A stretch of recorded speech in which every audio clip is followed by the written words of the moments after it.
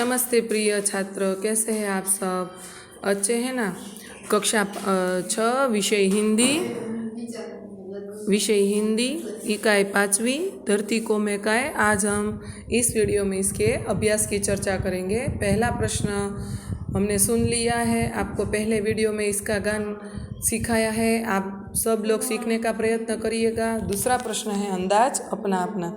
पहला प्रश्न है अंदाज अपना अपना में यदि सूरज न निकलता तो यदि सूरज न निकलता तो हमारा जीवन ही नहीं रहता, हम जीवित ही नहीं रह पाते, क्योंकि हमारे जीवन का, पृथ्वी का जो शक्ति का मुख्य स्रोत है वह सूरज है।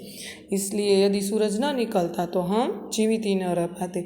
यदि बगीचे में पेड़ चलते होते तो बगीचा जैसा कुछ रहता ही नहीं, क्योंकि पेड़ को जहाँ इच्छा पड़ती वहाँ वो चल पड़ते, घूमने निकल जाते। यदि दीपक बोलता तो वो बताता कि किस प्रकार उसे पीड़ा सहन करके उजाला फैलाना पड़ता है, और वो किस प्रकार उजाला फैलाता है, अपनी पीड़ा वो व्यक्त करता और हमें भी उपदेश देता। चौथा प्रश्न है यदि पेड़ पौधे न होते तो हमें ऑक्सीजन वायु नहीं मिलता और हम जीवित नहीं रह पाते, हम खाना भी नहीं खा सकते, क्योंकि पेड़ पौधे ही हमारे खाने का मुख्य स्रोत है, आधार है। इसलिए वे नहीं होते तो भी हम कुछ नहीं कर पाते। अब प्रश्नों के उत्तर दीजिए। प्रश्न नंबर 3 है। पहला प्रश्न है आपके आसपास में कौन कौन से फूल दिखाई देते हैं? तो हमारे आसपास हम देख सकते हैं कि गुलाब, बेला, जूही, चंपा, चमेली, फिर कमल, गेंदे का फूल, इस प्रकार हमारे आसपास ऐसे फूल दिखाई देते हैं। प्रकृति के तत्व कौन कौन से? पेड़, पहाड़, नदियाँ, दिया, सूरज, चंद्र, ये सब प्रकृति के तत्व है। प्रकृति से हमें क्या क्या मिलता है? प्रकृति से हमें जीवन मिला है, यही सबसे बड़ी बात है। हमें जीवन मिला है, प्रकृति से हमें अंधेरा दूर उजाला मिलता है, प्रकृति से हमें शीतलता मिलती है, प्रकृति से हमें खान पान की चीज़ें मिलती है, प्रकृति में माने पेड़ पौधे से हमारे जो खाने की चीज़ें होती है वो हमें मिलती है। जैसे कि खेतों में फसल होती है, वहाँ से अनाज उगता है जिसे हम खाते हैं, फल खाते हैं, वही हमें प्रकृति से मिलते हैं। पानी के द्वारा हम पानी मिलता है, जो हमारे जीवन को टिकाने के लिए मुख्य आधार है। इस प्रकार प्रकृति से हमें बहुत सारी चीज़ें मिलती है। पेड़ होते हैं, उसमें से कई सारी चीज़ें मिलती है, बनती है, दवाइयाँ भी मिलती है। इस प्रकार हम कह सकते हैं कि प्रकृति से हमें बहुत कुछ मिलता है। इससे ज़्यादा भी आप अपने तरीके से लिख सकते हैं कि प्रकृति से आपको क्या क्या मिलता है। आप सोचिएगा, एक पेन और नोट लेकर बैठिएगा, फिर सोचिएगा कि प्रकृति के तत्व कौन कौन से हैं और उसमें से हमें क्या क्या मिलता है। अब प्रश्न नंबर 4 है जोड़ मिलाइए। तो फूल का काम है खुशबू देना।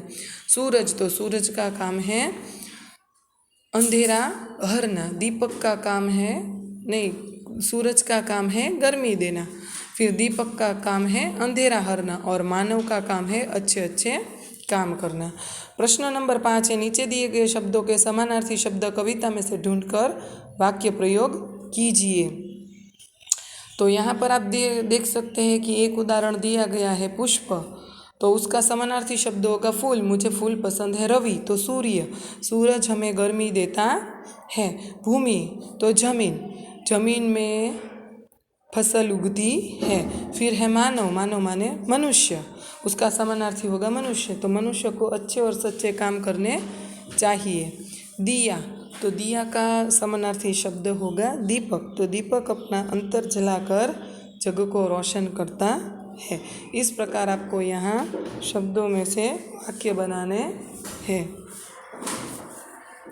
अब उसके बाद के पीछे पन्ना पलटिए और ब है प्रश्न नंबर 5 का ब है चित्र के आधार पर 5 वाक्य लिखिए। तो यहाँ सूरज और फूल के आधार पर आपको 5 वाक्य लिखना है। जैसे कि सूरज, बड़े सवेरे सूरज निकलता है, जग को रोशन करता है, सब में स्फूर्ति लाता है, पेड़ पौधों को जीवन देता है, बराबर। उसके बाद फूल के बारे में भी आपको 5-6 वाक्य लिखने हैं कि सुबह होते ही खिल जाता है, सुगंध फैलाता है, हरियाली लाता है, सुगंध चारों ओर सुगंध फैलाता है, फूल मुझे बहुत अच्छा लगता है। इस प्रकार यहाँ चित्र के आधार पर आपके मन में जो शब्द आए, ये शब्द आपको यहाँ वाक्यों के रूप में लिखने हैं। प्रश्न नंबर 6 है, नीचे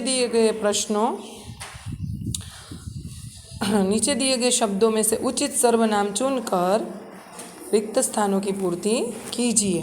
तो यहाँ देख सकते हैं कि तुम्हारा नाम खाली जगह है, तो तुम्हारा नाम क्या है, बराबर। दूसरा है, देखो तो खाली जगह इधर आ रही है, बराबर है। तो उसमें हम क्या लिखेंगे, देखो तो इधर ही आ रहा है, तो कोई, देखो तो कोई इधर ही आ रहा है। तीसरा है, खाने के लिए खाली जगह दे दो, तो दे दो, बहुत भूख लगी है, तो कुछ, खाने के लिए कुछ तो दे दो, बहुत भूख लगी है। चौथा है, मैंने खाली जगह काम पूरा कर दिया,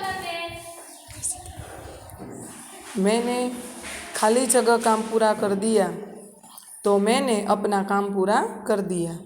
पांचवी है, खाली जगह कहाँ जा रहे हैं, तो आप कहाँ जा रहे हैं, तो खाली जगह में आएगा आप। यहाँ ऊपर सर्वनाम दिए गए हैं जिसके आधार पर हमने खाली जगह पढ़ी है। प्रश्न नंबर 7 है, ऊंची आवाज़ में पढ़िए और समझिए। तो प्रमाण, ग्रहण, ट्रेन, राजेंद्र, सूक्ष्म, ड्रामा, श्रमिक, कवयित्री, कार्यक्रम, श्रृंगार, शरतचंद्र, श्रेष्ठ। यहाँ पर आप देख सकते हैं ऐसे वर्णों का प्रयोग किया गया है जो मिश्रित वर्ण है, बराबर है। जैसे प्रणाम है, प्रणाम में हम देख सकते हैं कि प्र में जो नीचे लाइन है उसे हम र पढ़ते हैं, बराबर। उसी प्रकार हम देख सकते हैं कि यहाँ पर श्रमिक शब्द है, तो श्र है वो मिश्रित वर्ण है, बराबर है। फिर शरद चंद्र में त है वह हलंत त है, श्रृंगार में श्रु है तो उसे भी हम र पढ़ेंगे। इस प्रकार यहाँ पर मिश्रित वर्ण दिए गए हैं और र का प्रयोग किस प्रकार वर्ण के अंदर किया जाता है ये यहाँ बताने का प्रयत्न किया गया है। आपको पूरा स्वाध्याय प्रश्न नंबर 1 को छोड़कर आपको पूरा स्वाध्याय आपकी फेयर बुक में लिख लेना है, बराबर है। तब तक घर में रहिए, सुरक्षित रहिए और पूरा जो अभ्यास है वह आपको अपनी फेयर बुक में लिख लेना है।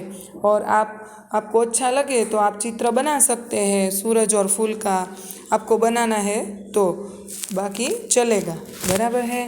तो अपना होमवर्क पूरा कर लीजिएगा। बाय बाय, घर में रहिएगा, सुरक्षित रहिएगा।